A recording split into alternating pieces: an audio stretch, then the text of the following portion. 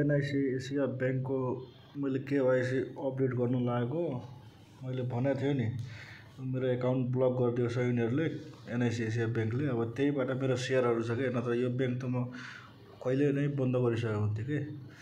अब त्यहीबाट मेरो सेयरहरू छ सबै छ। अब म विदेशमा साउदीमा छु अनि अब यिनीहरूले ब्लक गरिदिएको छ कि मेरो एकाउन्ट।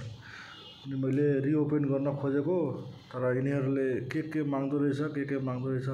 अब यति धेरै पढे लेखेको मान्छे भयो त हामी विदेशमा किन आउने उतै केही काम गर्ने नि लेबरमा किन आउने यता विदेशमा आएर लेबरमा खट्ने यस्तो क्वेसनहरू सोधिरहेछ कि हामीलाई थाहै छैन। अब थाहा नभएपछि हामीले कसरी यसलाई खोल्ने के गर्ने कसो हो केही पनि थाहा छैन।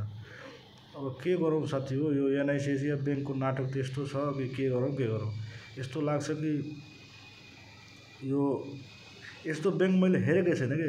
यहाँ साउदीको ब्याङ्कमा तपाईँले एकाउन्ट खोल्ने हो भने सिधै छ तपाईँको सबै एड्रेसहरू माग्छ नामहरू father name mother name grandfather name यो सबैहरू माग्छ अनि एकैछिनमा त्यो खुल्छ। त्यसमा केही प्रब्लम हुँदैन। मोबाइल ब्याङ्किङ पनि खुल्छ सबै खुल्छ केही प्रब्लम हुँदैन।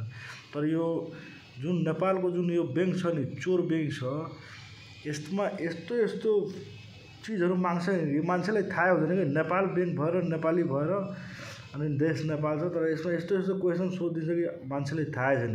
अब यति धेरै पढे लेखेको मान्छे भए यता विदेशमा किन आउँथ्यो त्यही यो मेरो एकाउन्ट खुलेन के।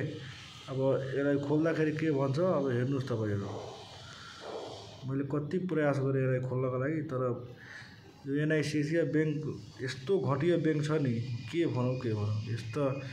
अब यहाँ हेर्नु मेरो फिङ्गर छ यहाँ के भन्छ हेर्नु यस्तो भन्छ लास्टै गाह्रो छ के गर्नु अब।